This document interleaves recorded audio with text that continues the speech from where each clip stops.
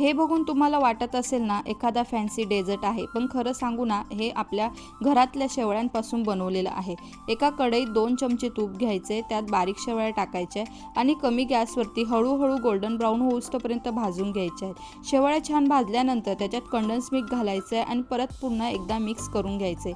एका छोट्या वाटीला तूप लावून शेवळ्या टाकून एक कप सारखा आकार द्यायचा आहे आणि 10 मिनिटे सेट होण्यासाठी फ्रीजमध्ये ठेवायचं आहे। एका कढईत दूध गरम करायचं आणि दूध गरम झाल्यानंतर अर्ध झालं की त्याच्यात 2 चमचे साखर टाकायची। साखर मिक्स झाली की त्याच्यात मिल्क पावडर टाकायची। मिल्क पावडर पूर्णपणे मिक्स करून घ्यायची आणि त्यानंतर विलायची पावडर टाकायची आहे।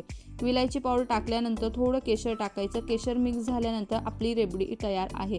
फ्रीजमधून कप्स काढल्यानंतर चाकूच्या मदतीने आपण ते कप्स पूर्णपणे वाटीवरून बाहेर काढून घेऊया आणि त्यानंतर एक एक करून त्याच्यामध्ये थोडी रबडी टाकायची आहे।